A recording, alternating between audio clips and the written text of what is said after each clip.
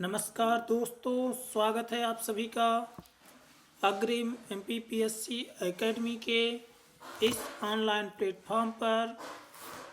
और आज हम बात करेंगे कक्षा छठवीं की एनसीईआरटी सिविक्स विषय की। कक्षा छठवीं की एनसीईआरटी सिविक्स विषय की, पॉलिटी विषय की। ठीक है दोस्तों, कक्षा छठवीं की एनसीईआरटी पर बात कर रहे हैं हम लोग। और इस सीरीज का हमने साइंस, जियोग्राफी और हिस्ट्री सब्जेक्ट की एनसीईआरटीज पहले ही कवर कर ली है। और आज हम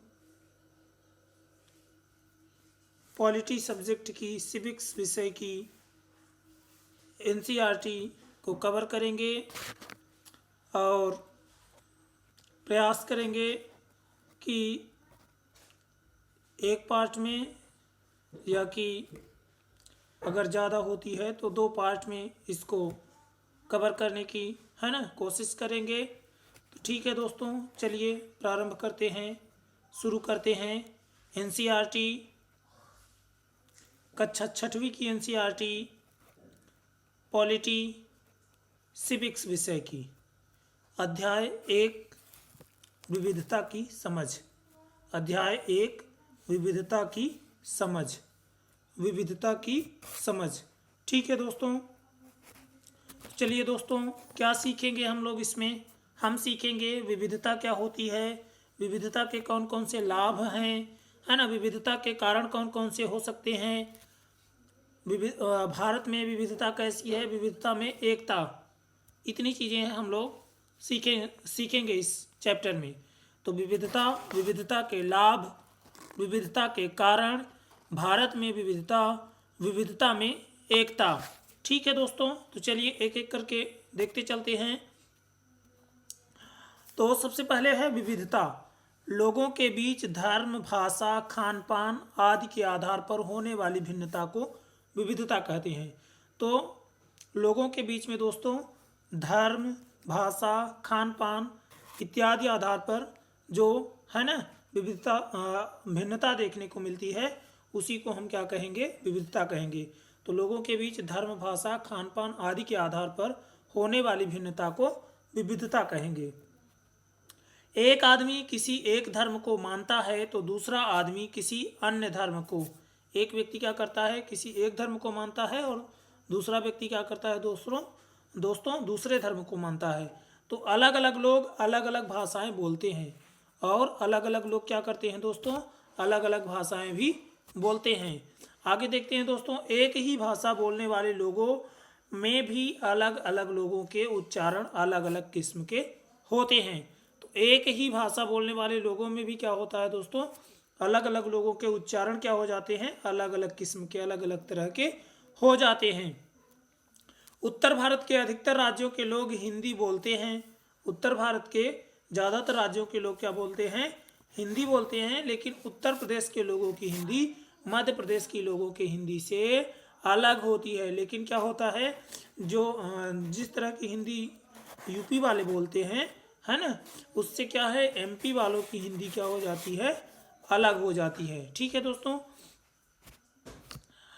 आगे देखते हैं। लोगों के खान पान में भी विविधता देखने को मिलती है। लोगों के खान पान में भी क्या होती है दोस्तों?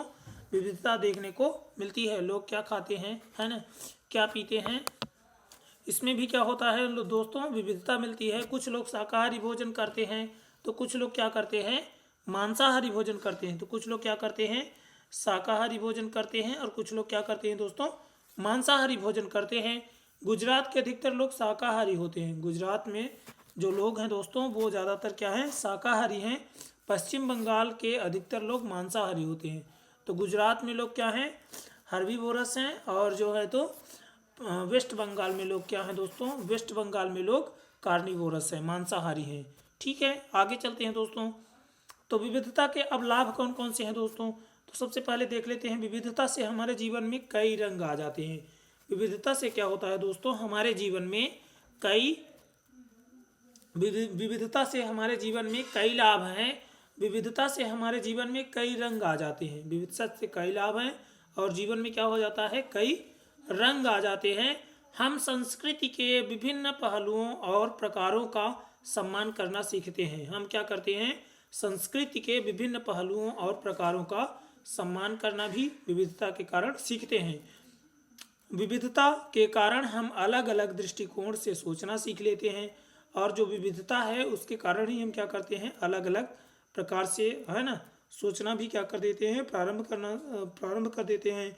यदि विविधता नहीं होती तो जीवन उबाऊ हो जाता, और यदि विविधता नहीं होती तो क्या है, जीवन एक तरह से जीवन जीते जीते क्या हो जाता, जीवन उबाऊ हो जाता। ठीक है दोस्तों, तो विविधता के क्या हैं मेन रीजंस, कौन कौन से हैं? तो विविधता दो मुख्य कारणों से प्रभावित होती है। विविधता क्या है दोस्तों, दो मुख्य कारणों से प्रभावित होती है, ऐतिहासिक कारण और भौगोलिक कारण। तो विविधता पर क्या होता है दोस्तों, दो कारणों का प्रभाव पड़ता है, एक तो ऐतिहासिक कारणों का और दूसरा भौगोलिक कारणों का। तो देख लेते हैं ऐतिहासिक कारणों का क्या प्रभाव, भूगोल का सबसे पहले देख लेते हैं कि विविधता पर क्या पड़ता है, भूगोल का कैसा प्रभाव पड़ता है। तो भूगोल हमारे जीवन के कई पहलुओं को प्रभावित करता है। भूगोल क्या करता है दोस्तों, हमारे जीवन के कई पहलुओं को प्रभावित करता है। भूगोल से यह तय होता है कि हमारी शक्ल कैसी है, हम क्या खाते हैं और क्या पहनते हैं। भूगोल ही क्या करता है दोस्तों, यह तय करता है कि हमारी शक्ल कैसी होगी, है ना, हम क्या खाएंगे और क्या पहनेंगे। भारत में भौगोलिक विविधता प्रचुर मात्रा में है। भारत में क्या है, भौगोलिक विविधता क्या है, पर्याप्त मात्रा में है। आगे देखते हैं दोस्तों, भौगोलिक लक्षणों के कारण होने वाली विविधता के अगर उदाहरणों को देखते हैं तो सबसे पहले जम्मू और कश्मीर हिमालय के निकट होने के कारण एक ठंडी जगह है। तो जम्मू और कश्मीर क्या है, हिमालय के पास है, इस कारण क्या है दोस्तों, ठंडी जगह है। इसीलिए यहाँ के लोग अक्सर गोरे और लंबे होते हैं। इस कारण जो जम्मू कश्मीर के लोग होते हैं वो दोस्तों क्या होते हैं, गोरे होते हैं और लंबे होते हैं। ठंडी जलवायु के कारण लोग क्या करते हैं, गर्म कपड़े पहनते हैं, और वहाँ की जलवायु कैसी होती है दोस्तों, ठंडी होती है।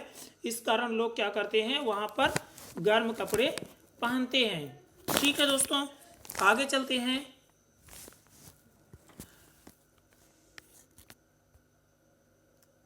दक्षिण भारत की जलवायु गर्म है। इसके विपरीत क्या है, जो हमारा साउथ रीजन है, साउथ इंडिया है, वहाँ की क्या है, जलवायु क्या है, गर्म है और नम है। गर्म है और क्या है, नम होती है। इसीलिए दक्षिण भारत के लोग क्या हैं, अक्सर गहरे रंग के और मध्यम लंबाई के होते हैं। इसी कारण क्या होता है, जलवायु गर्म होती है और नम होती है। इस कारण से क्या होता है, जो दक्षिण भारत के लोग होते हैं दोस्तों, वो क्या होते हैं, गहरे रंग लोग अक्सर गहरे रंग के और मध्यम ऊंचाई के होते हैं, है ना। यहाँ के लोग चावल खाते हैं और उनके अधिकतर व्यंजनों में नारियल का इस्तेमाल होता है। और जो दक्षिण भारतीय लोग होते हैं वो क्या करते हैं, ज़्यादातर लोग क्या करते हैं, चावल खाते हैं और उनके क्या हैं, अधिकतर व्यंजनों में, है ना, अधिकतर जो उनके पकवान बनते हैं, भोजन बनता है, उसमें नारियल का प्रयोग होता है। आगे देखते हैं दोस्तों, अब इसके विपरीत क्या है, वेस्ट बंगाल, पश्चिम बंगाल में क्या है, पश्चिम बंगाल क्या है, पश्चिम बंगाल में भी गर्म और नम जलवायु होती है। पश्चिम बंगाल में भी क्या है, पूर्व में है, तो इसमें भी क्या है, गर्म और नम जलवायु होती है। इसलिए पूर्वी भारत के अधिकतर लोगों की त्वचा भूरी या गहरी होती है। इसलिए जो पूर्वी भारत है हमारा दोस्तों, जो पूर्वी भारत है वहाँ के अधिकतर लोगों की त्वचा कैसी होती है दोस्तों, भूरी या गहरी होती है। यहाँ के लोग मुख्य रूप से चावल और मछली खाते हैं। और यहाँ के जो लोग हैं वो क्या करते हैं दोस्तों, मुख्य रूप से चावल खाएंगे और मछली खाएंगे। ठीक है दोस्तों, आगे देखते हैं विविधता पर इतिहास का। ये तो क्या था, भूगोल का प्रभाव था, है ना। जम्मू कश्मीर के में अलग प्रकार के लोग, है ना, अलग मतलब साउथ में अलग और पूर्वी भारत में क्या है, अलग प्रकार के, है ना, लोग, और उनका क्या है, खाने पीने का स्टाइल अलग अलग है। आगे देख लेते हैं दोस्तों, विविधता पर इतिहास का क्या प्रभाव है। विविधता पर इतिहास का प्रभाव, विविधता पर इतिहास का प्रभाव। विविधता पर इतिहास का भी गहरा प्रभाव पड़ता है। तो इतिहास का भी क्या होता है दोस्तों, डाइवर्सिटी पर इतिहास का भी क्या है, डीपली इफेक्ट होता है, डीपली इम्पैक्ट पड़ता है। हमारे भोजन में इस्तेमाल होने वाली अधिकतर चीज़ें अलग अलग देशों से आई हैं, और जो चीज़ें क्या हैं हमारे भोजन में इस्तेमाल होती हैं वो क्या है, ज़्यादातर चीज़ें अलग अलग देशों से आई है। जैसे आलू, टमाटर, लाल मिर्च और कई अन्य सब्जियां अलग अलग देशों से आई हैं। जैसे आलू क्या है दोस्तों, आलू पुर्तगाल से आया है ना।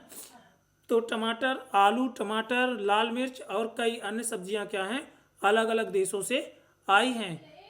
लेकिन वहाँ पर क्या है, आलू जो है तो दोस्तों खरीफ की फसल है, वहाँ पर आलू क्या है, खरीफ की फसल है। और क्या है दोस्तों, ठीक है दोस्तों। तो विविधता पर इतिहास का प्रभाव, विविधता पर इतिहास का प्रभाव। तो विविधता पर इतिहास का भी गहरा प्रभाव पड़ता है। हमारे भोजन में इस्तेमाल होने वाली अधिकतर चीज़ें अलग अलग देशों से आई हैं। आलू, टमाटर, लाल मिर्च, कई अन्य सब्जियां क्या हैं, अलग अलग देशों से आई हैं। ठीक है दोस्तों, ये सभी चीज़ें क्या हैं दोस्तों। चलिए दोस्तों आगे चलते हैं। आदिकाल से ही लोग एक जगह से दूसरी जगह की यात्रा करते आए हैं। पुराने ज़माने से ही लोग क्या है दोस्तों, एक जगह से दूसरी जगह की यात्रा करते आए हैं। अधिकतर लोग व्यापार के लिए यात्रा करते थे, और ज़्यादातर लोग क्या करते थे दोस्तों, व्यापार के लिए, ट्रेड के लिए क्या करते थे, जर्नी किया करते थे, यात्रा किया करते थे। लेकिन कुछ लोग तीर्थ करने के लिए भी यात्रा करते थे। लेकिन कुछ लोग क्या करते थे, तीर्थ, है ना, तीर्थ करने के लिए भी क्या करते थे, यात्रा करते थे। ऐसे लोग अपने साथ अपना खान पान, पोशाक, संस्कृति और धर्म को भी ले जाते थे। और जो तीर्थ यात्री होते थे वो अपने साथ क्या करते थे, अपना खाने पीने का ढंग, है ना, पहनने का पोशाक, है ना, साथ में कल्चर और धर्म को भी क्या करते थे, ले जाते थे यात्रा के समय। आगे देखते हैं दोस्तों। स्थानीय लोग इनमें से कुछ बातों का समावेश अपने जीवन में कर लेते थे। और जो स्थानीय लोग थे दोस्तों वो क्या थे, इनमें से कुछ बातों का समावेश अपने जीवन में कर लेते थे। इस तरह से लोग नए तरह के भोजन और पोशाक का इस्तेमाल करने लगे। इस तरह से लोग क्या करने लगे दोस्तों, नए तरह के भोजन और नए तरह के पहनावे का इस्तेमाल करने लगे। कई लोगों ने नए धर्म को भी अपना लिया, और कई लोगों ने क्या किया दोस्तों, नए धर्म को, है ना, नए धर्म को भी क्या कर लिया, अपना बना लिया। लद्दाख और केरल के उदाहरण दिए गए हैं, है ना, इस बुक में क्या है दोस्तों, लद्दाख और केरल के उदाहरण दिए गए हैं जिससे हमें इस बात का पता चलता है। आगे देखते हैं दोस्तों। लद्दाख में क्या था दोस्तों, लद्दाख ठंडा मरुस्थल है जो कश्मीर के पूर्वी भाग में स्थित है। लद्दाख क्या है दोस्तों, एक क्या है, ठंडा मरुस्थल है, शीत मरुस्थल है जो कश्मीर के पूर्वी भाग में स्थित है। यहाँ पर साल के अधिकांश दिनों में बर्फ छाई रहती है। और यहाँ पर क्या है, साल के अधिकांश दिनों में बर्फ छाई रहती है, इसलिए यहाँ नाम मात्र की खेती होती है। इसलिए यहाँ पर क्या होता है दोस्तों, नाम मात्र की खेती होती है, बहुत कम मात्रा में, है ना, केवल नाम मात्र की खेती यहाँ पर होती है। कहाँ पर, लद्दाख में। लोगों का मुख्य पेशा भेड़, बकरियां और याक पालना है। और लद्दाख के लोगों का मुख्य पेशा क्या है दोस्तों, भेड़, बकरियां और याक को पालना। आगे देखते हैं। इन जानवरों के दूध और मांस से ये लोग अपना काम चलाते हैं। और जो लद्दाख के लोग हैं, है ना, जो वहाँ के निवासी हैं, वो क्या करते हैं, इन्हीं जानवरों के दूध और मांस से क्या करते हैं, अपने काम को चला लेते हैं, अपनी ज़रूरतों को पूरा करते हैं। इन जानवरों के बालों से ये लोग ऊन बनाते हैं। और इन जानवरों के क्या है, बाल से ये लोग क्या करते हैं दोस्तों, ऊन बनाते हैं और बेचते हैं। और क्या करते हैं, बेचते हैं। लद्दाख के लोग, यहाँ पे लोग है दोस्तों, लद्दाख के लोग पश्मीना शाल बनाते हैं। और लद्दाख के लोग क्या करते हैं, पश्मीना शाल बनाते हैं। जो पश्मीना शाल अच्छी क्वालिटी वाली आती है, तो उसको क्या करते हैं, लद्दाख के लोग ही क्या करते हैं, तैयार करते हैं और उन्हें कश्मीर के व्यापारियों को बेच देते हैं। और उसको क्या करते हैं दोस्तों, जो कश्मीर के व्यापारी हैं, है ना, उनको क्या कर देते हैं, बेच देते हैं। और प्राचीन काल से ही लद्दाख महत्वपूर्ण व्यापार मार्ग पर रहा है, इसलिए दुनिया के अलग अलग कोनों से यात्री यहाँ आते रहे हैं। और इसीलिए क्या है, दुनिया के अलग अलग भागों से, अलग अलग जगहों से यात्री यहाँ पर क्या करते रहे हैं दोस्तों, आते रहे हैं। इन लोगों का लद्दाख के लोगों से संपर्क हुआ, और ये जो लोग आए इनका लद्दाख के लोगों से क्या हुआ दोस्तों, संपर्क हुआ। इसलिए इस क्षेत्र में इस्लाम धर्म सैकड़ों साल पहले आ गया था। इसीलिए जो लद्दाख का क्षेत्र था दोस्तों, यहाँ पर क्या था, इस्लाम धर्म सैकड़ों साल पहले आ गया था। आगे देखते हैं दोस्तों, आज भी इस क्षेत्र में मुसलमानों की अच्छी खासी आबादी है। आज भी क्या है, लद्दाख के क्षेत्र में मुस्लिमों की क्या है, अच्छी खासी आबादी है। इस क्षेत्र में बुद्ध धर्म के अनुयायियों की भी अच्छी संख्या है। इस क्षेत्र में बुद्ध धर्म के अनुयायियों की भी अच्छी संख्या है। आगे देख लेते हैं दोस्तों, केरल का भी उदाहरण था। तो भारत के दक्षिण छोर पर केरल स्थित है। केरल किधर है दोस्तों, ये जो क्या है हमारा दक्षिण छोर है, तो इधर क्या है, केरल है। तो केरल क्या है, भारत के दक्षिणी छोर पर स्थित है। प्राचीन काल से ही केरल व्यापार का प्रमुख केंद्र रहा है। और प्राचीन काल से ही क्या है दोस्तों, केरल व्यापार का मुख्य केंद्र रहा है। व्यापारी यहाँ से क्या करते थे, मसाले का व्यापार करने आते थे। व्यापारी क्या करते थे, यहाँ मसाले का व्यापार करने आते थे। इन्हीं व्यापारियों के कारण केरल में लगभग 2000 वर्ष पहले ईसाई धर्म आया। और इन्हीं व्यापारियों के कारण दोस्तों 2000 साल पहले केरल में कौन सा धर्म आया था, ईसाई धर्म आया था। ठीक है दोस्तों, इसी प्रकार अरब के व्यापारियों के कारण यहाँ इस्लाम धर्म आया। और इसी प्रकार क्या हुआ दोस्तों, अरब के जो व्यापारी थे उनके कारण ही यहाँ पर क्या आया था, इस्लाम धर्म आया था। यूरोप और भारत के बीच समुद्री मार्ग ढूंढने वाला पहला व्यक्ति एक पुर्तगाली था जिसका नाम वास्को डा गामा था। ठीक है दोस्तों, वास्को डी गामा था। उसका जहाज केरल में ही आया था। और उसका जहाज क्या था दोस्तों, केरल में ही आया। तो उसका जहाज केरल में ही आया था। उसके बाद भारत में यूरोपीय संस्कृति आई। उसके बाद क्या हुआ दोस्तों, भारत में कौन सी संस्कृति आई, यूरोपीय कल्चर की शुरुआत हुई।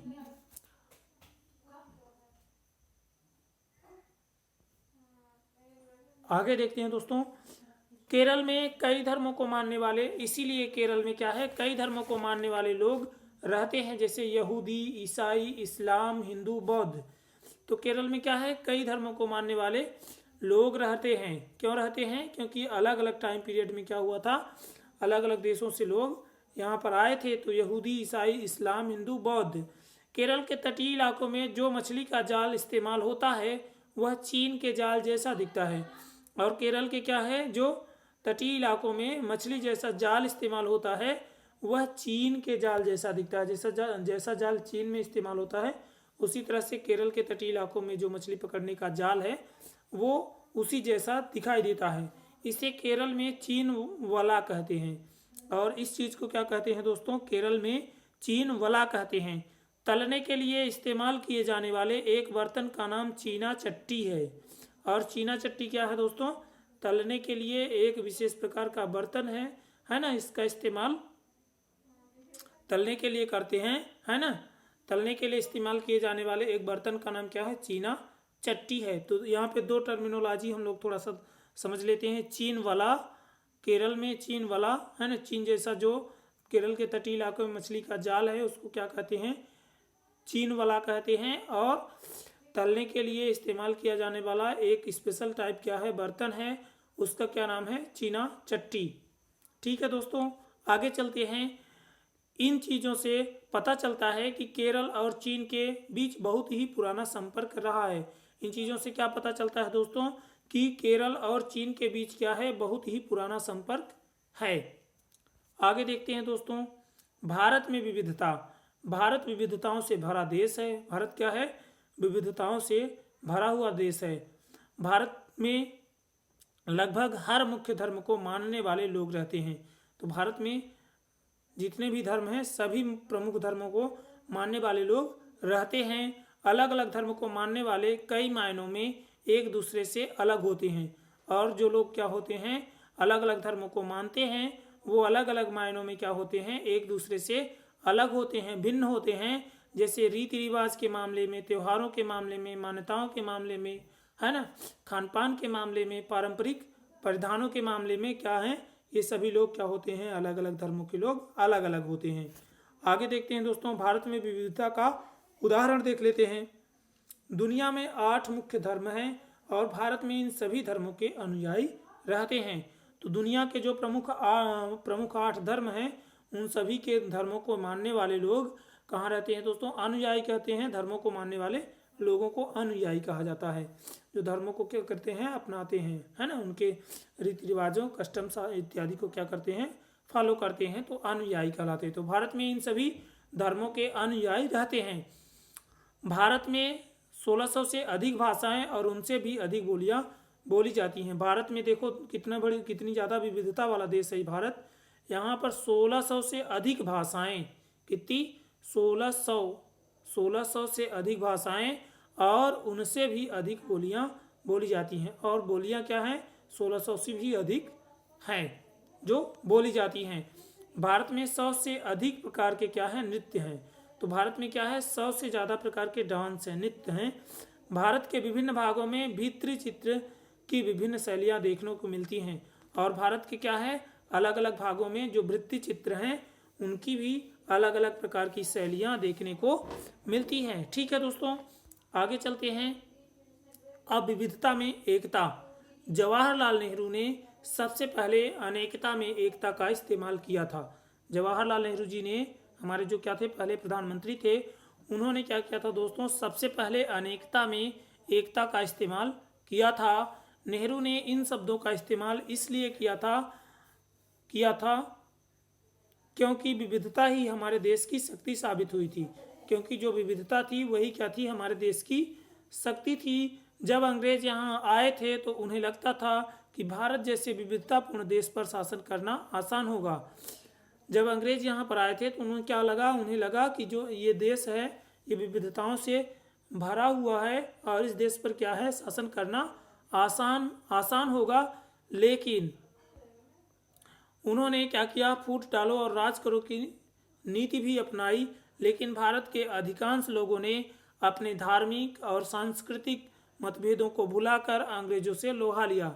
लेकिन क्या किया, भारत के जो अधिकांश लोग थे, अधिकतर लोगों ने क्या किया, अपने धार्मिक और सांस्कृतिक, है ना, अपने धार्मिक और सांस्कृतिक मतभेदों को, है ना, टकराव को भुलाकर अंग्रेजों से क्या किया दोस्तों, लोहा लिया। अनेकता में एकता के कारण ही हम लोग अंग्रेजी राज को यहाँ से उखाड़ने में सफल हुए। और ये जो अनेकता में एकता थी, इसी के कारण दोस्तों हम लोग जो यहाँ अंग्रेजी राज था इसको उखाड़ कर, है ना, इसको क्या किया, अंग्रेजों को वापस खदेड़ने में क्या हुए दोस्तों, सफल हुए। आगे देखते हैं दोस्तों। भारत की खोज किताब में जवाहरलाल नेहरू ने लिखा है कि भारतीय एकता बाहर से थोपी हुई चीज नहीं है। हाँ, भारत की खोज किताब में जवाहरलाल नेहरू ने लिखा है कि भारतीय एकता बाहर से थोपी हुई चीज नहीं है, बल्कि यह बहुत गहरी है, जिसके अंदर अलग अलग तरह के विश्वास और प्रथाओं को स्वीकार करने की भावना है। तो यहाँ पे ध्यान देंगे थोड़ा सा। डिस्कवरी ऑफ इंडिया या भारत की खोज नामक पुस्तक को किसने लिखा है दोस्तों, तो उसको लिखा है किसने, जवाहरलाल नेहरू जी ने लिखा है। ऐसा क्वेश्चंस भी कभी कभी बुक्स पर बन जाता है, कॉम्पिटिटिव एग्जाम्स में बुक्स और उनके क्या है, लेखकों पर, है ना, क्वेश्चंस बनते हैं। तो ऐसा भी ध्यान में रखेंगे। तो ये हमने क्या देखा कि भारत की खोज किताब में जवाहरलाल नेहरू जी ने लिखा है कि भारतीय एकता क्या है, बाहर से थोपी हुई चीज नहीं है, बल्कि यह बहुत गहरी है, जिसके अंदर अलग अलग तरह के विश्वास और प्रथाओं को स्वीकार करने की भावना है।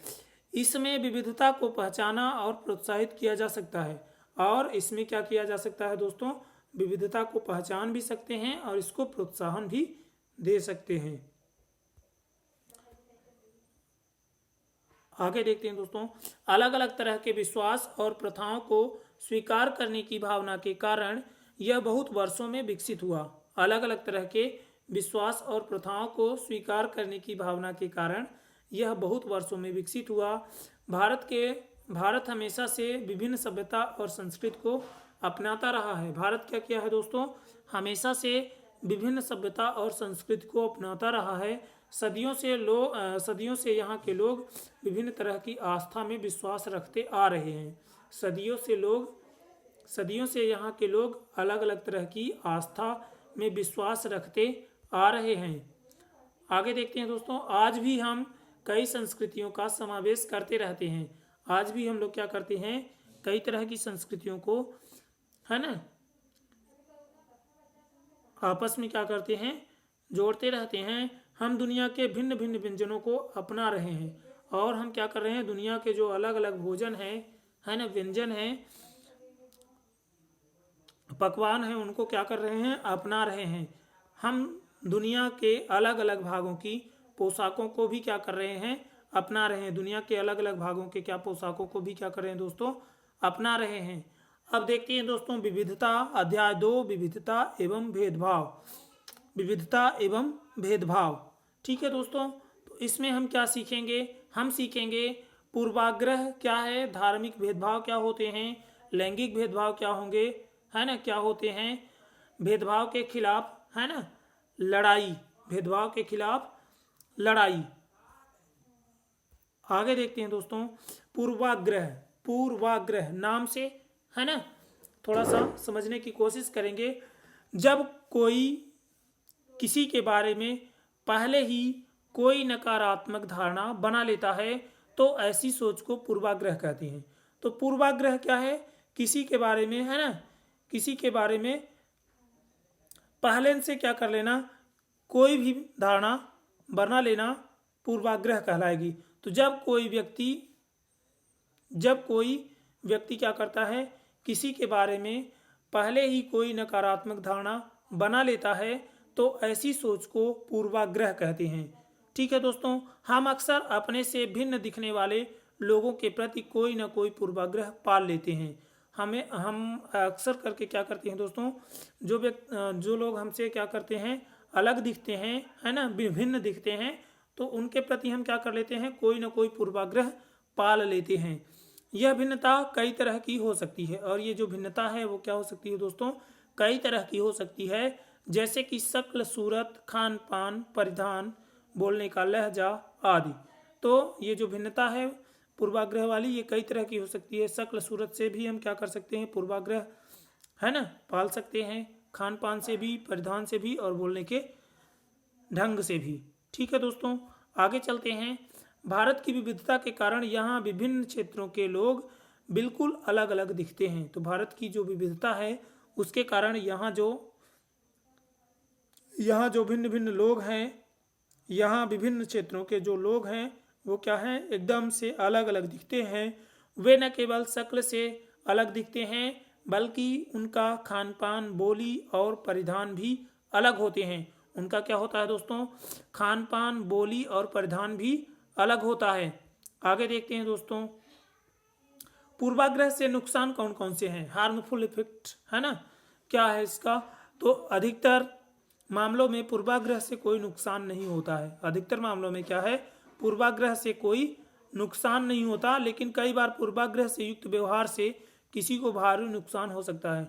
लेकिन क्या होता है, कभी कभी, है ना, पूर्वाग्रह से युक्त अगर कोई किसी के साथ व्यवहार करता है तो क्या होता है, उसको भारी नुकसान हो सकता है। जब पूर्वाग्रह से ग्रसित होकर किसी के साथ बुरा व्यवहार किया जाता है तो इससे उस व्यक्ति के आत्मसम्मान को क्या होती है दोस्तों, ठेस पहुंचती है। तो जब पूर्वाग्रह से ग्रसित होकर के किसी के साथ क्या होता है, बुरा बर्ताव लोग करते हैं तो इससे क्या होता है, उस व्यक्ति के आत्मसम्मान को क्या लगता है, सेल्फ रिस्पेक्ट को क्या लगती है दोस्तों, ठेस लगती है ना, चोट पहुंचती है। आगे देखते हैं, रूढ़िबद्ध धारणा क्या होती है। जब हम किसी व्यक्ति को एक खास छवि में बांध देते हैं, जब हम किसी व्यक्ति को एक खास छवि में बांध देते हैं या उसके बारे में पहले से कोई धारणा पाल लेते हैं, धारणा बना लेते हैं, जब हम क्या करते हैं, किसी व्यक्ति को एक खास छवि में बांध देते हैं या उसके बारे में क्या करते हैं, पहले से क्या कर लेते हैं, कोई में कोई धारणा या कोई में कोई विचार उसके बारे में बना लेते हैं, तो इस प्रकार की जो धारणा होती है वो क्या कहलाती है, रूढ़िबद्ध धारणा कहलाती है। ठीक है दोस्तों, आगे चलते हैं। रूढ़िबद्ध धारणा के उदाहरण जैसे आदर्श लड़की। प्रायः ऐसा माना जाता है कि लड़कियों को धीमी आवाज में बात करनी चाहिए और सबकी बात माननी चाहिए। लड़कियों के लिए जरूरी है कि वे खाना बनाना, साफ सफाई करना और घर के काम काज करना सीखें। ठीक है दोस्तों, ये क्या है, रूढ़िबद्ध धारणा के उदाहरण है ना, कि लड़कियों को धीमी आवाज में बात करना चाहिए, सबकी बात माननी चाहिए, है ना, खाना बनाना चाहिए, साफ सफाई का काम करना चाहिए, घर के काम काज करना सीखना चाहिए। आदर्श लड़का क्या है, लड़कों को रोना नहीं चाहिए, है ना। आदर्श लड़का, लड़कों को रोना नहीं चाहिए, क्योंकि रोना तो कमजोरी की क्या है, निशानी है। और हर लड़के को बड़े होकर पैसे कमाना है और परिवार को पालना है ना। तो ये क्या है, इस तरह की जो धारणाएं हैं दोस्तों, वो क्या है, रूढ़िबद्ध धारणाएं हैं।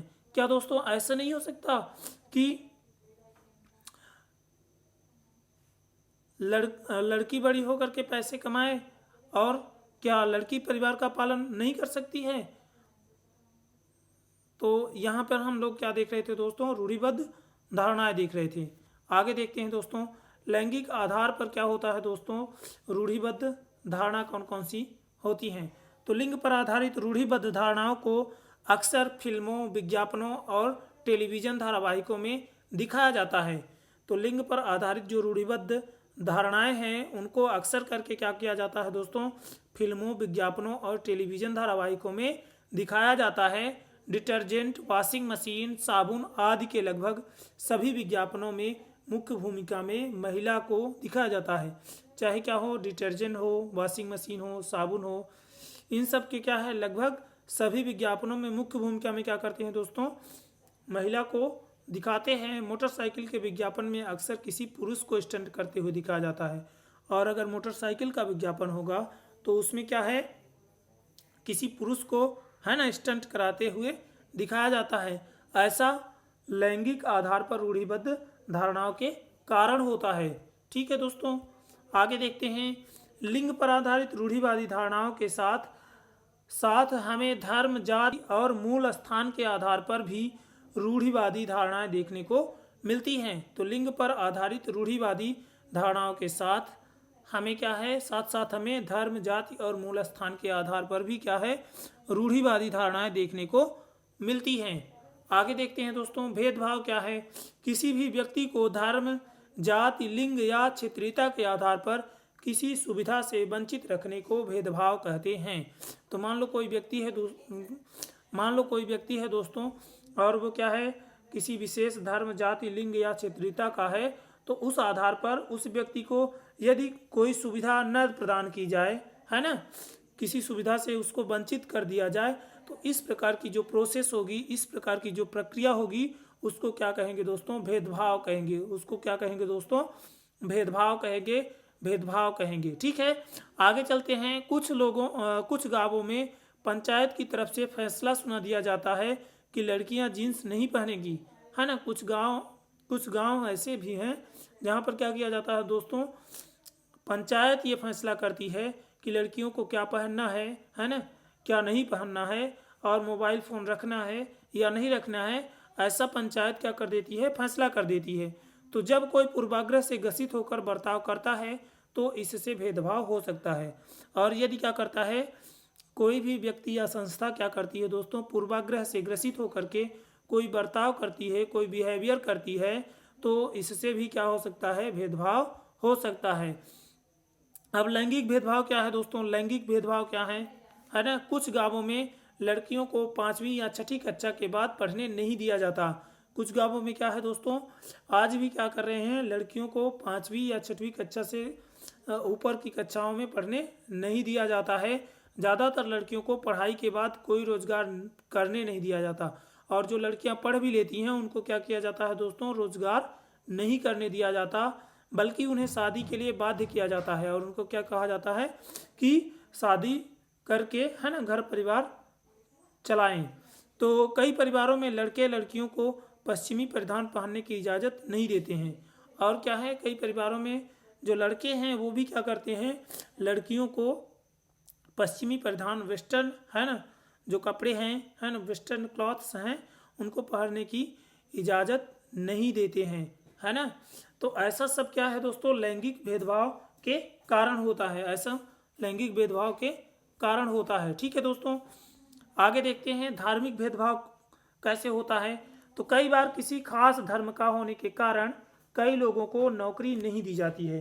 कई बार क्या होता है दोस्तों किसी खास धर्म का होने की वजह से है ना कई लोग क्या हो जाते हैं नौकरी से वंचित हो जाते हैं, उनको नौकरी नहीं मिल पाती है। धर्म के कारण लोगों को कुछ खास सार्वजनिक स्थानों खासकर वे पूजा स्थल खासकर से पूजा के स्थलों पर जाने की क्या होती है अनुमति नहीं होती है। तो धर्म के कारण लोगों को कुछ खास सार्वजनिक स्थानों है ना पूजा के स्थलों पर जाने की अनुमति नहीं होती है, ऐसा धार्मिक भेदभाव के कारण होता है। अब जातिगत भेदभाव क्या है दोस्तों, जाति के आधार पर जो भेदभाव होगा वो जातिगत भेदभाव होगा। तो भारत में जाति व्यवस्था काफ़ी पुरानी है। भारत में क्या है दोस्तों जाति व्यवस्था कास्ट सिस्टम क्या है दोस्तों काफ़ी पुराना है। इस व्यवस्था के अनुसार लोगों को अलग अलग जातियों में बांटा गया है। इस व्यवस्था के अनुसार दोस्तों लोगों को क्या किया गया है अलग अलग जातियों में बांट दिया गया है। हर जाति के व्यक्ति के लिए अलग अलग काम निर्धारित हैं और क्या है हर जाति का जो व्यक्ति है उसके लिए क्या है अलग अलग प्रकार के भिन्न भिन्न क्या है अलग अलग प्रकार के काम निर्धारित हैं। पढ़ लिख लेने के बाद भी लोग अपना पेशा नहीं बदल सकते। पढ़ लिख लेने के बाद भी क्या है लोग अपना पेशा नहीं बदल सकते हैं। ठीक है दोस्तों, तो धार्मिक भेदभाव में हमने क्या देखा, धार्मिक भेदभाव में हमने देखा कि कई बार क्या होता है किसी खास धर्म का होने के कारण कई लोगों को नौकरी नहीं दी जाती और धर्म के कारण लोगों को कुछ खास सार्वजनिक स्थानों खासकर से पूजा के स्थलों पर जाने की अनुमति नहीं होती है उनको। ठीक है दोस्तों, तो इस प्रकार से क्या होता है धार्मिक भेदभाव भी होता है। अब जाति के आधार पर देखिए दोस्तों कैसा भेदभाव है। तो भारत में जाति व्यवस्था काफ़ी पुरानी है। इस व्यवस्था के अनुसार लोगों को अलग अलग जातियों में क्या किया गया है दोस्तों बांटा गया है। हर जाति के व्यक्ति के लिए अलग अलग काम निर्धारित हैं और हर जाति का जो व्यक्ति है उसके लिए क्या है दोस्तों अलग अलग काम निर्धारित हैं। पढ़ लिख लेने के बाद भी लोग अपना पेशा नहीं बदल सकते और यदि क्या करते हैं लोग पढ़ाई लिखाई भी कर लेते हैं उसके बाद भी क्या है लोग अपने पेशे को बदल नहीं पाते हैं। तो इस प्रकार की जो व्यवस्था है वो क्या कहलाती है जातिगत भेदभाव के अंतर्गत आती है। ठीक है दोस्तों, आगे देखते हैं। जाति प्रथा की जड़ें इतनी गहरी थी कि उस पर आधारित सामाजिक ढांचे से बाहर निकलना बहुत मुश्किल था। जो ये जाति प्रथा थी दोस्तों कास्ट सिस्टम था, इसकी जो रूट थी है ना इसकी जो जड़ थी वो इतनी गहरी थी कि उस पर आधारित जो सोशल स्ट्रक्चर है उससे बाहर निकल पाना क्या है बहुत मुश्किल था। मोची का बेटा मोची ही का काम कर सकता था और जो मोची था उसका बेटा मोची का ही काम कर सकता था। धार्मिक अनुष्ठान कराने का अधिकार केवल ब्राह्मणों को था। ऊंची जाति के लोगों द्वारा आयोजित अनुष्ठानों में नीची जाति के लोगों का जाना वर्जित था और ऊंची जाति के जो लोग थे है ना उनके द्वारा जो आयोजित अनुष्ठान थे उनमें क्या था नीची जाति के लोगों का जाना वर्जित था। ठीक है दोस्तों, आगे चलते हैं दोस्तों। जाति प्रथा की जड़ें इतनी गहरी थी कि उस पर आधारित सामाजिक ढांचे से बाहर निकलना बहुत मुश्किल था। मोची का बेटा मोची का ही काम कर सकता था। धार्मिक अनुष्ठान कराने का अधिकार केवल ब्राह्मणों को था। ऊंची जाति के लोगों द्वारा आयोजित अनुष्ठानों में नीची जाति के लोगों का जाना भी क्या था दोस्तों वर्जित था। आगे चलते हैं दोस्तों। समानता की लड़ाई। ठीक है दोस्तों, समानता की लड़ाई। हमारे कई स्वाधीनता सेनानियों ने जातिगत भेदभाव के खिलाफ आवाज़ उठाई। हमारे कई स्वाधीनता सेनानियों ने क्या किया दोस्तों जातिगत जो भेदभाव था उसके खिलाफ क्या किया था दोस्तों आवाज़ को उठाया था। गांधी जी ने अछूत जाति के लोगों को हरिजन का नाम दिया था और जो हमारे गांधी जी थे उन्होंने क्या किया था दोस्तों अछूत जाति के जो लोग थे जिनको क्या करते थे समाज के लोग छूते नहीं थे उनको क्या नाम दिया, उनको उन्होंने हरिजन का नाम दिया, हरिजन। हरि अर्थात भगवान और जन मतलब भगवान ने जिनको क्या किया है, बनाया है। ऐसा करके उन्होंने, गांधी जी ने क्या किया, अछूत जाति को नाम दिया, हरिजन नाम दिया। इस लड़ाई में अहम भूमिका निभाने वालों में डॉक्टर भीमराव अंबेडकर का नाम भी आता है, और इस लड़ाई में जो महत्वपूर्ण भूमिका निभाई उनमें डॉक्टर भीमराव अंबेडकर का नाम भी शामिल है। आगे देखते हैं दोस्तों, जब भारत आज़ाद हुआ तो जातिगत भेदभाव संविधान में जब भारत आज़ाद हुआ तो जातिगत भेदभाव को संविधान में एक अपराध घोषित किया गया। और जब क्या हुआ, हमारा देश आज़ाद हुआ, कब आज़ाद हुआ जानते हैं आप लोग, है ना, 15 अगस्त 1947 को आज़ाद हुआ। और उसके बाद जब हमारा क्या हुआ, संविधान बन गया, तो उसके बाद जो जातिगत भेदभाव थे, है ना, तो जातिगत भेदभाव को संविधान में क्या किया गया दोस्तों, अपराध घोषित किया गया। आप लोगों को पता होगा आर्टिकल 17, है ना, अस्पृश्यता का आर्टिकल 17 को क्या किया गया था, कॉन्स्टिट्यूशन में डाल करके, है ना, जातिगत अस्पृश्यता जो भेदभाव था उसको क्या किया गया था दोस्तों, समाप्त किया गया था। तो संविधान में इस बात का प्रावधान भी किया गया कि दलितों का उत्थान किया जा सके। और क्या किया गया दोस्तों, कॉन्स्टिट्यूशन में, है ना, संविधान में इस बात का भी प्रावधान किया गया कि दलितों का उत्थान किया जाए। जो दलित हैं हमारे, है ना, उनका क्या किया जाए दोस्तों, उत्थान किया जाए, और ताकि क्या हो, वो मुख्य धारा में शामिल हो सकें। आगे देखते हैं दोस्तों, संविधान में भारत को एक धर्मनिरपेक्ष देश बनाया गया। संविधान में भारत को एक धर्मनिरपेक्ष देश बनाया गया। इसका मतलब है कि भारत में कोई आधिकारिक धर्म नहीं है। इसका मतलब क्या है दोस्तों, कि भारत में कोई आधिकारिक धर्म नहीं है। कानून की दृष्टि से सभी धर्म एक समान है। कानून की दृष्टि से क्या है दोस्तों, सभी धर्म एक समान है। कोई व्यक्ति धर्म या जाति के आधार पर किसी अन्य व्यक्ति के साथ भेदभाव नहीं कर सकता। कोई व्यक्ति धर्म या जाति के आधार पर क्या है दोस्तों, किसी अन्य व्यक्ति से भेदभाव नहीं कर सकता है। आगे देखते हैं दोस्तों, अब है हमारे पास अध्याय 3, सरकार क्या है। इस पाठ में हम क्या देखेंगे कि सरकार क्या है और कैसे काम करती है। ठीक है दोस्तों, तो सरकार क्या है देख लेते हैं। सरकार किसको कहेंगे, क्या सीखेंगे इसमें, हम क्या सीखेंगे दोस्तों, क्या सीखेंगे इसमें हम सीखेंगे सरकार किसे कहते हैं, सरकार क्यों जरूरी है, सरकार के स्तर कौन कौन से हैं, और सरकार के प्रकार, स्तर और प्रकार कौन कौन से हैं। ठीक है दोस्तों, तो देख लेते हैं कि करके। सबसे पहले देखते हैं सरकार किसे कहते हैं, सरकार किसको कहेंगे। किसी देश की शासन व्यवस्था को चलाने के लिए कानूनी रूप से अधिकृत लोगों के समूह को क्या कहते हैं दोस्तों, समूह को क्या कहते हैं दोस्तों, सरकार कहते हैं। जैसे मान लो दोस्तों, कोई भी क्या है, देश है ना, उस देश की जो क्या है शासन व्यवस्था है ना, गवर्नमेंट सिस्टम है, उसको चलाने के लिए क्या है दोस्तों, कानूनी रूप से अधिकृत जो लोगों का क्या है ग्रुप है ना, कानूनी रूप से जो लोगों का क्या है अधिकृत समूह है, उसको क्या कहेंगे दोस्तों, सरकार कहेंगे।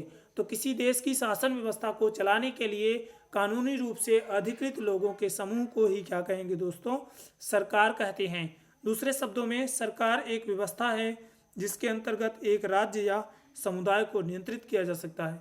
और अगर दूसरे शब्दों में कहें तो क्या कह सकते हैं कि सरकार क्या है, एक प्रकार की व्यवस्था है, एक प्रकार का क्या है सिस्टम है, जिसके अंतर्गत एक राज्य या समुदाय को क्या किया जाता है दोस्तों, कंट्रोल किया जाता है, नियंत्रित किया जाता है, और सभी व्यवस्था को सुचारू रूप से चलाया जाता है। और वहाँ की सभी व्यवस्थाओं को क्या किया जाता है दोस्तों, सुचारू रूप से चलाया जाता है। आगे चलते हैं दोस्तों, व्यापक अर्थों में अगर क्या करें, व्यापक अर्थों में सरकार के अंतर्गत क्या आता है दोस्तों, विधायिका, कार्यपालिका, न्यायपालिका तीनों शामिल है। तो अगर हम क्या करें, सरकार का विस्तृत अर्थों में यदि हम सरकार को देखते हैं तो सरकार के अंतर्गत क्या आता है दोस्तों, विधायिका आती है, कार्यपालिका आती है और न्यायपालिका आती है। ये तीनों मिलाकर के क्या बनाते हैं, सरकार बनाते हैं। किंतु सामान्यतः सरकार का अर्थ कार्यपालिका से ही लिया जाता है, लेकिन जनरली क्या करते हैं दोस्तों, जनरली कार्यपालिका को ही क्या मान लिया जाता है दोस्तों, सरकार मान लिया जाता है। ठीक है दोस्तों, आगे देखते हैं सरकार अब जरूरी क्यों है। सरकार अब सरकार तो हो गई, अब सरकार जरूरी क्यों है, तो निर्णय लेने और काम करवाने के लिए सरकार की आवश्यकता होती है। तो क्या है, राज्य के लिए, देश के लिए निर्णय लेने का काम है ना, निर्णय लेना और फिर काम करवाना है ना, ये कौन सब करता है, सरकार करती है। तो निर्णय लेने और काम करवाने के लिए सरकार की क्या होती है, जरूरत होती है। सरकार विभिन्न मुद्दों पर निर्णय लेती है, और सरकार क्या होती है दोस्तों, विभिन्न मुद्दों पर निर्णय लेती है। जैसे सड़क कहाँ और कैसे बनवानी है, कितने स्कूल और रेल चाहिए, स्वास्थ्य सुविधाएं कैसे सुधारी जाएं आदि। तो ये सब, इन सभी मुद्दों पर क्या करती है सरकार, निर्णय लेती है कि सड़क कहाँ बनानी है, कैसे बनवानी है, कितने स्कूल है ना, और कितने रेल चाहिए है ना, स्वास्थ्य सुविधाएं कैसे सुधारी जाएं है ना, कहाँ पर स्वास्थ्य सुविधाओं की ज़्यादा ज़रूरत है। इस तरह की जो सभी बातें हैं है ना, मुद्दे हैं, इन सभी का निर्णय कौन करता है दोस्तों, सरकार करती है। सरकार को कई सामाजिक मुद्दों पर निर्णय लेना होता है, और सरकार क्या करती है, कई सोशल इश्यूज पर भी क्या करती है दोस्तों, निर्णय लेती है। आगे देखते हैं, एग्जाम्पल के रूप में सरकार गरीबों की मदद के लिए कार्यक्रम बनाती है। सरकार क्या करती है, गरीबों की मदद के लिए क्या करती है, प्रोग्राम चलाती है, योजनाएं चलाती है। सरकार को देश की सीमा की सुरक्षा करनी पड़ती है, और सरकार क्या करती है दोस्तों, जो देश की सीमा है उसकी क्या करती है सरकार, सुरक्षा करती है।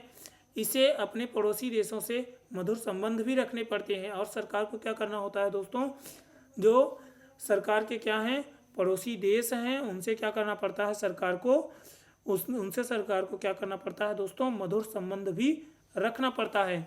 आगे देखते हैं दोस्तों, सरकार को यह सुनिश्चित करना पड़ता है कि हर नागरिक को समुचित भोजन मिल रहा है।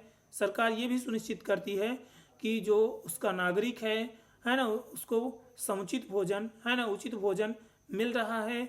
किसी प्राकृतिक विपदा की स्थिति में सरकार को प्रभावित लोगों की मदद के लिए राहत कार्य करना पड़ता है, और यदि क्या है, कोई प्राकृतिक विपदा की स्थिति आ जाती है तो उस स्थिति में क्या करती है सरकार ही, क्या करती है दोस्तों, प्रभावित जो उस विपदा से प्रभावित लोग होते हैं, जैसे मान लीजिए कहीं पर चक्रवात आ गया है ना, तो वहाँ पर क्या हुआ, जो है तो खेती नष्ट हो गई या सूखा पड़ गया, तो उस स्थिति में क्या होता है दोस्तों, जो राहत कार्य होता है, जो लोगों की मदद के लिए कार्य किए जाते हैं, तो उन सभी कार्यों को कौन करता है दोस्त, सरकार करती है। तो सरकार को नियम कानून बहाल करना पड़ता है। सरकार को क्या करना पड़ता है दोस्तों, नियम कानून बहाल करना पड़ता है, ताकि सब लोग सौहार्द के वातावरण में रह सकें। और सरकार ही क्या करती है, नियम कानून बनाती है और उसको लागू करवाती है, ताकि सभी लोग क्या हैं, सौहार्द के वातावरण में रह सकें। आगे देखते हैं दोस्तों, सभी प्रशासनिक कामों को सरकार द्वारा नियम बनाए जाने क्यों जरूरी है। सरकार नियम बनाए, ये जरूरी क्यों है, क्योंकि सभी प्रशासनिक कामों को सुचारू रूप से चलाने के लिए सरकार को कानून बनाने की आवश्यकता होती है। सभी जो उसके क्या है, प्रशासनिक काम है, एडमिनिस्ट्रेटिव वर्क है जो उसके हैं सरकार के, तो उनको सुचारू रूप से चलाने के लिए सरकार को क्या बनाना पड़ता है, कानून बनाना पड़ता है, नियम बनाना पड़ता है ना, उसकी आवश्यकता होती है सरकार को। सरकार के स्तर कौन कौन से हैं दोस्तों, तो केंद्रीय स्तर की सरकार होती है, राज्य स्तर की सरकार होती है, जिला स्तर की सरकार होती है, और ग्राम स्तर की भी सरकार होती है। ठीक है दोस्तों, आगे देख लेते हैं। तो ये 4 प्रमुख स्तर हो गए, तो केंद्रीय स्तर, राज्य स्तर, जिला स्तर और गांव स्तर। तो सबसे पहले केंद्रीय स्तर देख लेते हैं। केंद्रीय स्तर या राष्ट्रीय स्तर की सरकार, यह सरकार का सबसे शीर्ष स्तर है। तो ये क्या होता है, सबसे बड़ी सरकार होती है। केंद्र सरकार का काम राष्ट्रीय हितों की देखभाल करना है, और ये जो सरकार है इसका जो मेन काम क्या होता है, जो राष्ट्रीय हित हैं है ना, नेशनल जो इंटरेस्ट हैं, उनकी क्या करना, देखभाल करना है। प्रधानमंत्री केंद्र सरकार का मुखिया होता है, और ये जो पीएम होता है, प्रधानमंत्री होता है दोस्तों, प्रधानमंत्री होता है, ये क्या होता है, केंद्र सरकार का मुखिया होता है, केंद्र सरकार का क्या होता है, प्रमुख होता है। आगे देखते हैं दोस्तों, राज्य स्तर हर राज्य की अपनी एक सरकार होती है दोस्तों। हर राज्य की क्या होती है दोस्तों, अपनी एक सरकार होती है। जैसे क्या है दोस्तों, भारत में वर्तमान में कितने 28 राज्य, ठीक है दोस्तों, 28 राज्य और 8 केंद्र शासित प्रदेश हैं। ठीक है दोस्तों, तो हर राज्य की क्या है, अपनी एक सरकार होगी। तो 28 राज्यों की क्या होगी दोस्तों, अपनी एक सरकार होती है और मुख्यमंत्री राज्य सरकार का क्या होता है दोस्तों, मुखिया होता है। और ये जो राज्यों की सरकार होती है इसका जो मुख्य या प्रमुख क्या कहलाता है दोस्तों, मुख्यमंत्री कहलाता है। राज्य के अधीन रहने वाले मुद्दों की देखभाल राज्य सरकार करती है। और जो राज्य के अधीन है ना, राज्य के अंतर्गत आने वाले जो क्या है मुद्दे हैं, इशूज हैं, उनको देखने का है ना, उनको सुलझाने का काम कौन करता है दोस्तों, राज्य सरकार करती है। आगे देखते हैं दोस्तों, जिला स्तर पर सरकार चलाने का काम सरकारी अधिकारियों के हाथ में है। तो जिला स्तर पर जो क्या होती है सरकार चलाई जाती है दोस्तों, ये किसके द्वारा चलाई जाती है दोस्तों, अधिकारियों के द्वारा चलाई जाती है। इन अधिकारियों को लोक सेवक कहते हैं। और ये जो अधिकारी होते हैं, जो ऑफिसर्स होते हैं, इनको क्या कहा जाता है दोस्तों, लोक सेवक कहते हैं, पब्लिक सर्वेंट कहते हैं। सरकारी अधिकारी का काम विभिन्न कार्यक्रमों को लागू करना है।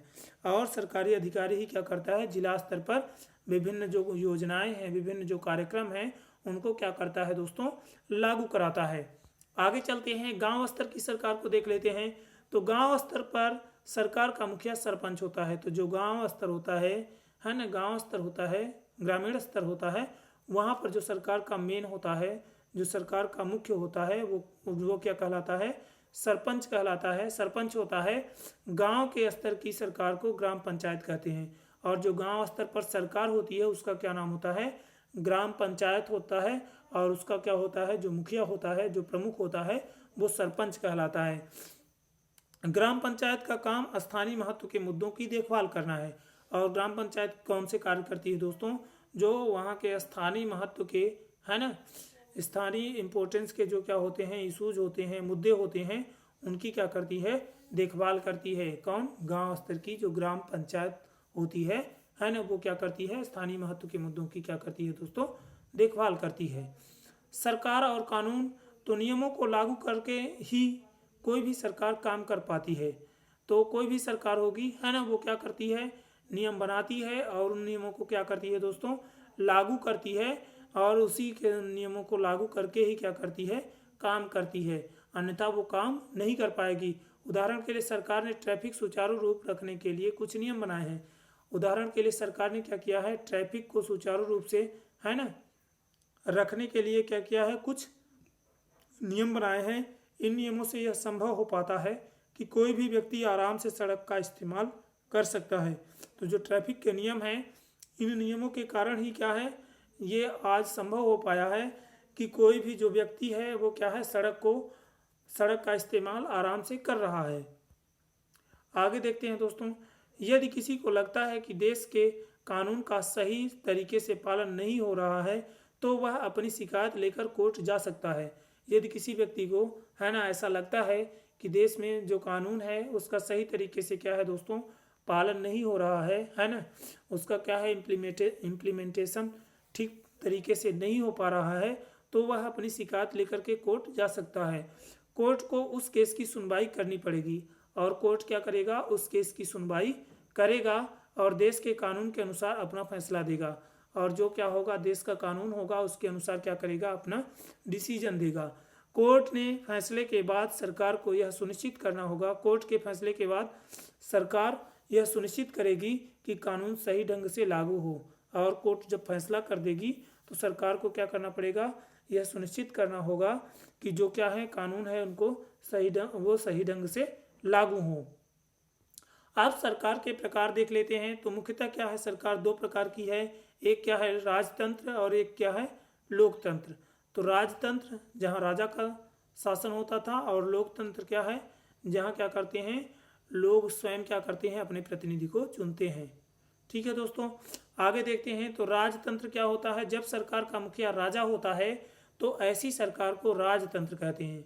जैसे पुराने ज़माने में होता था कि सरकार का जो मेन होता था वो कौन होता था, राजा होता था, और ऐसी सरकार को राजतंत्रात्मक सरकार कहते हैं। राजा के पास असीम शक्ति होती थी और जो राजा था उसके पास असीम शक्ति होती थी, वो कुछ भी निर्णय कर सकता था, ऐसी शक्ति उसके पास थी। सत्ता एक राजा से दूसरे राजा के हाथ में वंशानुगत तरीके से जाती है और जो सत्ता थी वो एक राजा से दूसरे राजा में क्या थी, वंशानुगत तरीके से हस्तांतरित होती थी। आगे देखते हैं दोस्तों, इस प्रकार की सरकार के चयन में लोगों की कोई भूमिका नहीं होती थी। तो जो राजतंत्रात्मक सरकार होती है दोस्तों, उस सरकार में क्या होता है, उस सरकार के चयन में, है ना, वो उस सरकार के चयन में लोगों की क्या होती है, कोई भी भूमिका नहीं होती, लोगों का कोई भी रोल नहीं होता है। अभी भी कुछ देशों में क्या है, राजतंत्र है, जैसे भूटान और सऊदी अरब। भूटान और सऊदी अरब में क्या है, अभी भी राजतंत्र है, वहां पर अभी भी क्या है, राजा का शासन चलता है। आप देखते हैं दोस्तों, लोकतंत्र, इस तरह की सरकार में शासक का चयन, राजा का चयन, या जो रूलर है उसका जो क्या है चयन है, वो लोगों द्वारा होता है। उसका चयन क्या होता है दोस्तों, लोगों द्वारा होता है। जो सरकार लोगों द्वारा लोगों की और लोगों के लिए होती है, उसे प्रजातंत्र कहते हैं। तो जो सरकार क्या होती है दोस्तों, लोगों द्वारा लोगों की और लोगों के लिए होती है, उसको क्या कहेंगे, प्रजातंत्रात्मक या लोकतंत्र कहते हैं, लोकतंत्रात्मक सरकार कहेंगे। ठीक है दोस्तों, अब्राहम लिंकन ने ये क्या की थी, डिफिनेशन दी थी लोकतंत्र की, है ना। तो जो सरकार क्या है, लोगों द्वारा लोगों की और लोगों के लिए होती है, उसको क्या कहते हैं दोस्तों, प्रजातंत्र या लोकतंत्र कहते हैं। तो इस तरह की सरकार में लोगों की इच्छा के अनुसार सत्ता का हस्तांतरण होता है। तो इस तरह की जो सरकार है, ठीक है दोस्तों, इस तरह की सरकार में लोगों की इच्छा के अनुसार सत्ता का क्या होता है, हस्तांतरण होता है। आगे चलते हैं दोस्तों, अधिकांश देशों में प्रतिनिधि लोकतंत्र देखने को मिलता है। ज़्यादातर देशों में क्या है दोस्तों, प्रतिनिधि लोकतंत्र देखने को मिलता है, प्रतिनिधि लोकतंत्र देखने को मिलता है। इस प्रकार के तंत्र में लोग अपने प्रतिनिधि को चुनते हैं। प्रतिनिधि लोकतंत्र में क्या होता है दोस्तों, पीपुल क्या करते हैं दोस्तों, लोग क्या करते हैं, अपने क्या करते हैं, प्रतिनिधि को, है ना, मेंबर को चुनते हैं, और वो मेंबर क्या करता है, अपने प्रतिनिधि को चुनते हैं, और चुनाव के बाद लोगों की इच्छा के अनुसार एक नई सरकार का गठन हो जाता है। और चुनाव के बाद क्या हो जाता है दोस्तों, लोगों की जो इच्छा होती है ना, लोगों ने जिसको अपना क्या किया जाता करते हैं, मेंबर चुनते हैं, जो अपने प्रतिनिधि चुनते हैं, तो वही क्या करते हैं, नई सरकार का गठन करते हैं। आगे चलते हैं दोस्तों, केंद्र सरकार के गठन के उदाहरण से समझते हैं। थोड़ा सा केंद्र सरकार के गठन कैसा होता है उसके उदाहरण से हम समझते हैं। तो भारत में क्या है दोस्तों, भारत में हर 5 साल पर एक नई सरकार को चुनने के लिए आम चुनाव होते हैं। तो भारत में क्या है दोस्तों, हर 5 साल में जो चुनाव होता है उसको क्या कहते हैं, आम चुनाव कहते हैं। ठीक है दोस्तों, हर 5 साल में आम चुनाव होता है ना, और उस चुनाव के द्वारा ही क्या होता है दोस्तों, नई सरकार को क्या किया जाता है, चुना जाता है। तो पूरे देश को 543 संसदीय क्षेत्रों में बांटा गया है, और पूरे देश को कितने, 543 संसदीय निर्वाचन क्षेत्रों में बांटा गया है। और हर संसदीय क्षेत्र के लोग अपने प्रतिनिधि को चुनते हैं, जिसे सांसद कहते हैं।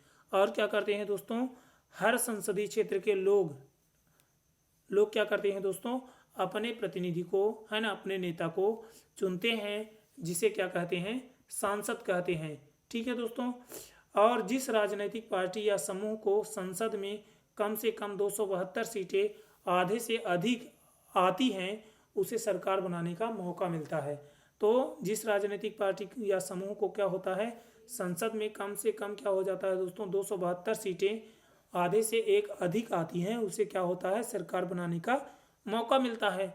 उसके बाद जीतने वाली पार्टी या गुट के सांसद अपना नेता चुनते हैं, और उसके बाद जीतने वाली जो पार्टी है या गुट के जो सांसद हैं, वो अपना नेता चुन लेते हैं, और वही नेता क्या हो जाता है दोस्तों, प्रधानमंत्री बनता है। और वो पार्टी के क्या होते हैं, जो सांसद होते हैं, वो अपना नेता जिसको चुन लेते हैं, वही नेता क्या बनता है दोस्तों, पीएम बनता है, प्रधानमंत्री बनता है। ठीक है दोस्तों, आगे चलते हैं, लोकतंत्र के इतिहास को थोड़ा सा समझते हैं। तो सबसे पहले, आज से 300 वर्ष से भी पहले दुनिया के ज़्यादातर देशों में राजतंत्र हुआ करता था। 300 साल पहले, है ना, दुनिया के अधिकतर देशों में क्या था दोस्तों, राजतंत्र था। कई देशों में कई वर्षों तक इस बात के लिए संघर्ष किया कि लोकतंत्र की स्थापना हो पाए, और कई देशों ने क्या किया, कई सालों तक, है ना, लड़ाई लड़ी कि वहाँ पर क्या किया जाए, लोकतंत्र की स्थापना की जाए। भारत में ब्रिटिश शासन को समाप्त करने के लिए लंबा संघर्ष हुआ, और भारत में भी क्या हुआ दोस्तों, ब्रिटिश शासन को समाप्त करने के लिए बहुत लंबा संघर्ष हुआ। अंग्रेजी राज के अंत के साथ भारत में प्रजातंत्र की शुरुआत हुई। जब क्या हुआ दोस्तों, अंग्रेजी शासन समाप्त हुआ, उसके बाद ही क्या हो पाया, भारत में प्रजातंत्र या लोकतंत्र की शुरुआत हो पाई। ठीक है दोस्तों, आगे देखते हैं। सार्वभौमिक वयस्क मताधिकार क्या है दोस्तों? सार्वभौमिक वयस्क मताधिकार का मतलब है कि देश के हर वयस्क नागरिक को वोट देने का अधिकार। सार्वभौमिक वयस्क मताधिकार का मतलब है कि देश के हर वयस्क नागरिक को वोट देने का अधिकार है। हर नागरिक के वोट की कीमत एक समान होती है और हर नागरिक का जो वोट है, चाहे वो क्या हो, किसी दलित का वोट हो या किसी रिच पर्सन का वोट हो, है ना, उसकी कीमत क्या होगी, उसके वोट की वैल्यू क्या होगी दोस्तों, सिमिलर होगी, है ना, बराबर होगी, इक्वल होगी। चाहे वह अमीर या गरीब हो, पुरुष या महिला हो या किसी भी धर्म या जाति का हो, है ना, उसके वोट की वैल्यू जो होगी दोस्तों, वो क्या होगी, एक समान होगी। अधिकांश देशों में सार्वभौमिक वयस्क मताधिकार एक लंबे संघर्ष के बाद ही मिल पाया है और ज़्यादातर देशों में दोस्तों जो वयस्क मताधिकार है वो क्या है, एक लंबे संघर्ष, उसके लिए क्या करना पड़ा है दोस्तों, लोगों को बहुत लंबा संघर्ष करना पड़ा है, उसके बाद ही वयस्क मताधिकार मिल पाया है। आगे देखते हैं दोस्तों, महिला मताधिकार आंदोलन। पहले महिलाओं को मत देने का अधिकार नहीं था। पहले क्या था दोस्तों, महिलाएं वोट नहीं कर सकती थी। यूरोप और अमेरिका में भी महिलाओं को वोट देने का अधिकार नहीं था। यूरोप में और अमेरिका जैसे, है ना, विकसित राष्ट्रों में भी क्या था, शुरू में महिलाओं को वोट देने का अधिकार नहीं दिया गया था। इसके लिए महिलाओं ने आंदोलन किया, जिसे महिला मताधिकार आंदोलन कहते हैं।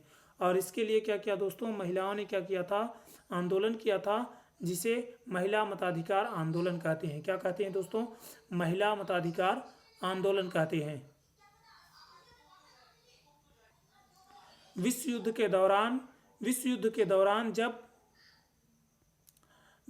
दौरान जब सभी पुरुष लड़ाई में व्यस्त थे, तब महिलाओं को प्रशासन के सभी काम करने और व्यवस्था करने की जिम्मेदारी दी गई, जिसे उन्होंने बहुत अच्छे तरीके से निभाया।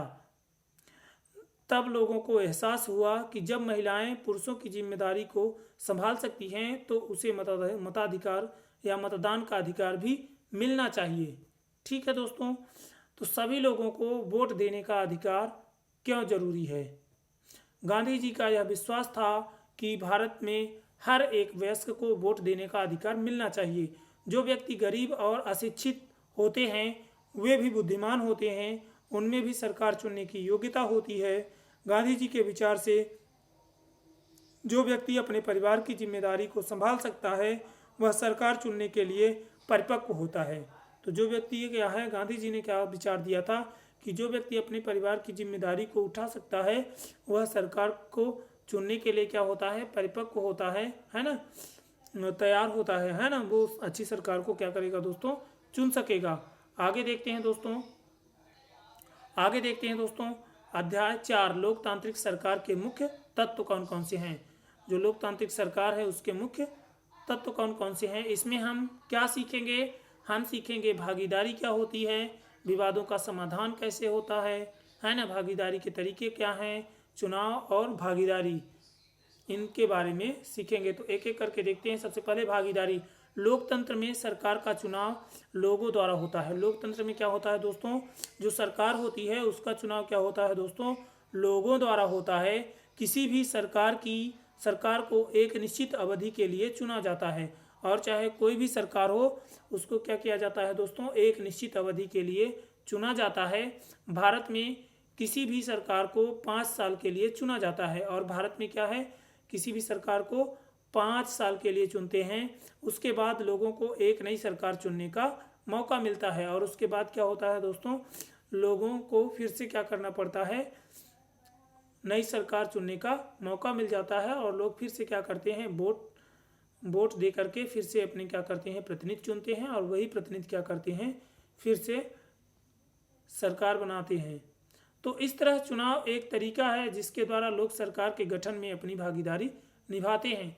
तो इस तरह से क्या है दोस्तों, इलेक्शन क्या है, एक प्रोसेस है जिसके द्वारा क्या करते हैं, लोग सरकार के गठन में अपनी भागीदारी निभाते हैं। ठीक है दोस्तों। तो यदि लोग तत्कालीन सरकार से संतुष्ट रहते हैं तो उसी सरकार को दोबारा चुनकर वापस भेजते हैं। और यदि क्या होता है दोस्तों, लोग तत्कालीन सरकार से संतुष्ट नहीं रहते तो एक नई सरकार को चुनते हैं। तो जब क्या होता है दोस्तों, लोग उसी सरकार से संतुष्ट रहते हैं, उसके कार्यों से, है ना, उसके नियमों कानूनों से, तो वही सरकार दोबारा चुन देते हैं। और यदि क्या होता है, संतुष्ट नहीं रहते हैं तो एक नई सरकार को चुनते हैं। यथार्थ में हर नागरिक के लिए सरकार चलाने में प्रत्यक्ष रूप से भागीदारी संभव नहीं है ना। यथार्थ में हर नागरिक के लिए सरकार चलाने में प्रत्यक्ष रूप से भागीदारी संभव नहीं है। इसीलिए पूरी दुनिया में प्रतिनिधि लोकतंत्र को मान्यता मिली हुई है। तो इसीलिए पूरी दुनिया में क्या है दोस्तों, प्रतिनिधि लोकतंत्र को मान्यता मिली है। ऐसा माना जाता है कि एक चुना हुआ प्रतिनिधि जनता के लिए काम करता है। ऐसा है ना, मानते हैं कि एक जो चुना हुआ प्रतिनिधि होता है, जिसको जनता चुनती है, तो वो प्रतिनिधि क्या करता है दोस्तों, जनता के लिए ही काम करता है। ऐसा नहीं हुआ तो वह प्रतिनिधि अगला चुनाव हार जाता है। और अगर कोई प्रतिनिधि क्या करता है, जनता के लिए काम नहीं करता, तो वह अगला चुनाव क्या करते हैं दोस्तों, जनता उसको फिर से अपने प्रतिनिधि के रूप में नहीं चुनती और वो क्या होता है, अगला चुनाव हार जाता है। आगे देखते हैं दोस्तों, भागीदारी के अन्य तरीके क्या हो सकते हैं। लोगों के पास लोकतांत्रिक प्रक्रिया में भाग लेने के लिए सरकार के गठन में भागीदारी के अलावा और भी तरीके हैं। कुछ लोग विरोध प्रदर्शन के द्वारा ऐसा करते हैं, कुछ लोग क्या करते हैं, विरोध प्रदर्शन करते हैं। अगर कोई क्या हो जाता है, गलत कानून बन जाता है या लोगों को लगता है कि ये कानून क्या है, ठीक नहीं है, तो वो क्या करते हैं, उस कानून के विरुद्ध विरोध प्रदर्शन करते हैं। तो कुछ मीडिया में बहस के द्वारा, तो और क्या करते हैं दोस्तों, कुछ लोग मीडिया में क्या करते हैं, बहस करते हैं, ताकि क्या हो, नेताओं को पता चले कि हमने जो नियम कानून बनाया है वो ठीक नहीं है। जब भी किसी सामाजिक समूह को ऐसा लगता है कि उसके हितों की अवहेलना हो रही है, तो यह विरोध प्रदर्शन के द्वारा अपनी आवाज़ उठा सकता है। यदि किसी क्या है, सोशल ग्रुप को ऐसा लगता है कि उसके हितों की अवहेलना की जा रही है ना, उसके इंटरेस्ट को क्या की जा रही है, क्षति पहुंच रही है किसी नियम कानून या आदेश के द्वारा, तो वो क्या करता है, विरोध प्रदर्शन के द्वारा अपनी आवाज़ को उठा सकता है। विभिन्न सामाजिक समूह अपनी मांगों को लेकर सरकार के सामने विरोध प्रदर्शन करते हैं। तो जो अलग अलग प्रकार के क्या हैं, सोशल ग्रुप्स हैं, है ना, वो क्या करते हैं, अपनी मांगों को लेकर सरकार के सामने विरोध प्रदर्शन करते हैं। कभी कभी सरकार कुछ ऐसा निर्णय ले लेती है जो आबादी के एक बड़े हिस्से को पसंद नहीं होता है।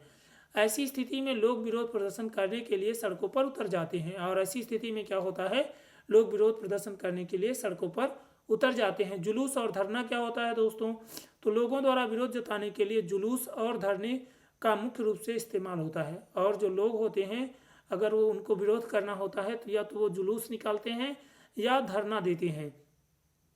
इन्हीं का क्या करते हैं, मुख्य रूप से इस्तेमाल करते हैं। कोई सामाजिक समूह नौकरी में आरक्षण के लिए विरोध प्रदर्शन करता है, और कोई भी क्या है, सामाजिक समूह यदि नौकरी में आरक्षण के लिए विरोध प्रदर्शन करता है, कोई समूह क्या करता है, वेतन बढ़ाने की मांग करता है, और कोई समूह क्या करता है दोस्तों, वेतन को बढ़ाए जाने की मांग करता है। इस तरह से कुछ लोग अपनी आवाज़ उठाने के लिए टेलीविज़न पर चलने वाली बहस का सहारा लेते हैं, तो कुछ लोग सोशल मीडिया पर लिखते हैं, तो कुछ लोग अखबार के संपादक को चिट्ठी लिखते हैं, कुछ लोग क्या करते हैं, जो अखबार का संपादक होता है उसको भी क्या करते हैं, पत्र लिख देते हैं। इस तरह से क्या है दोस्तों, लोग सरकार की प्रक्रियाओं में विभिन्न तरीकों से भाग लेते हैं। लोग क्या करते हैं दोस्तों, सरकार की प्रक्रियाओं में अलग अलग तरीकों से भाग लेते हैं। तो पहला क्या है, चुनाव में वोट दे करके, सरकार का विरोध करने के क्रम में धरना, जुलूस और हड़ताल करके, टेलीविज़न पर वाद विवाद में हिस्सा लेकर के, सोशल मीडिया पर अपना विचार व्यक्त करके, और संपादक को पत्र लिख करके लोग क्या करते हैं, सरकार की प्रक्रियाओं में क्या करते हैं, विभिन्न तरीकों से क्या करते हैं दोस्तों, भाग लेते हैं। आगे देखते हैं दोस्तों, विवादों का समाधान कैसे होता है। विवाद हमारे जीवन का अभिन्न अंग है। यदि विवाद नहीं होंगे दोस्तों तो क्या होगा, जीवन नहीं होगा। इसलिए क्या कहा गया है यहाँ पे कि विवाद हमारे जीवन का क्या है, अभिन्न अंग है। जब विभिन्न सामाजिक समूहों में आपसी तालमेल नहीं रहता तो इससे विवाद उत्पन्न हो जाता है। जब क्या होता है, अलग अलग सामाजिक समूहों में दोस्तों आपस में क्या होता है, तालमेल नहीं रहता है, तो इससे क्या हो जाता है, विवाद उत्पन्न हो जाता है। कई बार किसी विवाद को निपटाने के लिए लोग हिंसा करते हैं। कई बार क्या करते हैं दोस्तों, किसी विवाद को निपटाने के लिए लोग हिंसा करते हैं, है ना, मारपीट का सहारा लेते हैं, है ना, हिंसा करने का सहारा लेते हैं। सरकार की यह जिम्मेदारी है कि विवाद का समाधान शांतिपूर्वक हो और कोई हिंसा न हो। और सरकार की यह जिम्मेदारी होती है कि विवाद का जो समाधान है वो शांतिपूर्वक हो और कोई भी हिंसा न हो, किसी प्रकार की हिंसा न हो। विवादों और मुद्दों को सुलझाने के लिए सरकार की जरूरत क्यों? विवादों और मुद्दों को सुलझाने के लिए सरकार की क्यों जरूरत है? तो विभिन्न क्षेत्रों, संस्कृतियों, धर्मों और आर्थिक पृष्ठभूमि के लोग जब कभी आपस में तालमेल नहीं बैठा पाते तो विवाद उत्पन्न होता है। जब क्या होता है, अलग अलग संस्कृतियों, क्षेत्रों, धर्मों और आर्थिक पृष्ठभूमि के लोग क्या करते हैं, आपस में तालमेल नहीं बना पाते तो विवाद उत्पन्न होता है। और इन विवादों को खत्म करने के लिए लोग हिंसात्मक तरीके भी अपनाते हैं। और क्या होता है, इन विवादों को खत्म करने के लिए हिंसात्मक तरीके भी लोग अपनाते हैं। इस स्थिति में सरकार, खासकर पुलिस की यह जिम्मेदारी होती है कि आपस में न तो टकराव की स्थिति पैदा हो और न ही हिंसा भड़के। तो आपस में टकराव की स्थिति न पैदा हो और क्या हो, हिंसा भी न भड़के। ऐसा क्या होता है, पुलिस की जिम्मेदारी होती है। सरकार सभी पक्षों को एक साथ बिठाकर बात करवाती है ताकि विवाद का समाधान निकल सके। इस तरह की बहुत सारी समस्याएं हैं जिसका निपटारा सरकार अच्छी तरह से करती है। आप देख लेते हैं दोस्तों, विवादों के कुछ संभावित कारण क्या हैं। विवादों के कुछ संभावित कारण कौन कौन से हैं? तो एक तो धर्म है। कई बार इस बात के लिए विवाद खड़ा होता है कि एक धार्मिक जुलूस किस रास्ते से जाएगा। किसी एक धर्म के लोग अपना जुलूस उस रास्ते से ले जाने पर अड़ जाते हैं जिस रास्ते में बहुसंख्यक आबादी किसी अन्य धर्म की हो। ठीक है दोस्तों, तो ऐसी स्थिति में पुलिस और स्थानीय प्रशासन की यह जिम्मेदारी होती है कि इस विवाद का कोई ऐसा समाधान निकालें जो दोनों पक्षों को मान्य हो। पुलिस की यह कोशिश भी होती है कि त्यौहार शांतिपूर्ण तरीके से संपन्न हो जाए। पुलिस की यह कोशिश भी होती है कि त्यौहार क्या हो दोस्तों, शांतिपूर्ण तरीके से संपन्न हो जाए। नदी का पानी भी विवाद का कारण है। कई बार दो राज्यों के बीच नदी के पानी के बंटवारे को लेकर झगड़ा हो जाता है। उदाहरण के लिए कावेरी नदी जल विवाद। कावेरी नदी कर्नाटक से निकलती है और तमिलनाडु में समाप्त होती है। कावेरी के पानी को लेकर दोनों राज्यों में अक्सर क्या होते हैं, झगड़े होते हैं। स्थिति पर नियंत्रण पाने के लिए अक्सर केंद्र सरकार क्या करती है, इस मामले में हस्तक्षेप करना पड़ता है। तो इस स्थिति पर नियंत्रण कंट्रोल करने के लिए अक्सर करके क्या होता है, सेंट्रल गवर्नमेंट को मामले में क्या करना होता है दोस्तों, हस्तक्षेप करना पड़ता है। आगे देखते हैं विवाद की स्थिति में सरकार की क्या भूमिका है। जब भी कोई विवाद होता है तो हर स्तर की सरकारें स्थिति को नियंत्रण में लाने की कोशिश करती हैं। सरकार ऐसा समाधान ढूंढने की कोशिश करती है जो हर पक्ष को मान्य हो। और सरकार क्या करती है दोस्तों, इस तरह का समाधान निकालती है जो सभी पक्ष माने। समानता और जात व्यवस्था के कारण भारत में सामाजिक असमानता का एक लंबा इतिहास रहा है। जात व्यवस्था के कारण कई लोगों को पढ़ने का मौका नहीं मिला है और इसी जो है तो कास्ट सिस्टम के द्वारा क्या है दोस्तों, कई लोगों को पढ़ने का मौका नहीं मिला। ऐसे लोगों को कुछ अलग पेशों में आने का मौका भी नहीं मिला और ऐसे लोग क्या हैं, कुछ अलग पेशे में भी नहीं आ पाए। दलितों के एक बड़े हिस्से को तो न्यूनतम मानवाधिकार से भी वंचित रहना पड़ा। और जो दलितों का क्या है, एक बड़ा हिस्सा है, वो क्या है, न्यूनतम मानवाधिकार से भी वंचित रहा है। ऐसे लोगों को मंदिरों में प्रवेश की इजाज़त नहीं थी। उन्हें सार्वजनिक स्थलों से पीने का पानी तक नहीं लेने दिया जाता था। आज़ादी के बाद सरकार ने समाज से असमानता और अन्याय हटाने के लिए कुछ नीतियां बनाई। हर नागरिक को समान रूप से देखना सरकार की जिम्मेदारी बनती है। और हर नागरिक को क्या करना दोस्तों, समान रूप से देखना सरकार की जिम्मेदारी बनती है। आगे देखते हैं दोस्तों, सरकार को यह सुनिश्चित करना होता है कि कोई भी व्यक्ति असमानता का शिकार न हो। लैंगिक असमानता हमारे देश में एक बड़ा अभिशाप है। और जो लैंगिक असमानता है दोस्तों, वो क्या है, हमारे देश में एक बड़ा अभिशाप है। कई परिवारों में लड़कियों को उचित अवसर नहीं दिए जाते। कई परिवारों में क्या है दोस्तों, लड़कियों को उचित अवसर नहीं दिए जाते। इस समस्या से निपटने के लिए सरकारी स्कूलों में लड़कियों को मुफ्त शिक्षा दी जाती है। इससे लड़कियों की शिक्षा को बढ़ावा मिलता है। आगे देखते हैं समानता के लिए उठाए गए कदम कौन कौन से हैं।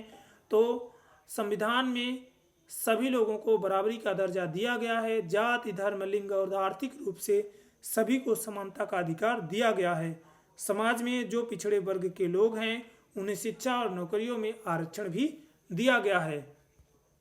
आगे देखते हैं दोस्तों, छुआछूत की प्रथा पर अब कानूनी रोक लगा दी गई है। लड़कों और लड़कियों में असमानता खत्म करने के लिए सरकार ने सरकारी स्कूल और कॉलेजों में लड़कियों की फीस खत्म करने या कम करने की कोशिश की है।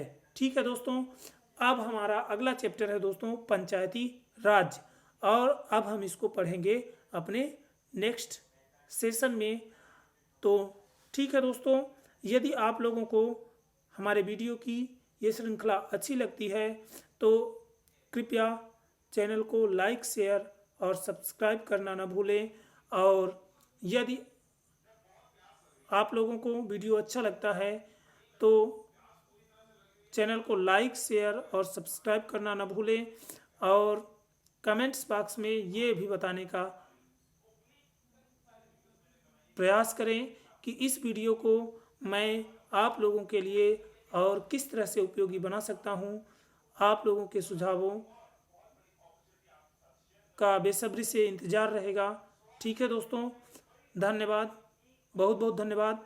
अगले चैप्टर में यहाँ से आगे की कहानी को शुरू करेंगे और लगभग अगले चैप्टर में इसको कवर करने की करने का पूरा प्रयास करेंगे। ठीक है दोस्तों, तो धन्यवाद दोस्तों, बहुत बहुत धन्यवाद। Thanks for watching.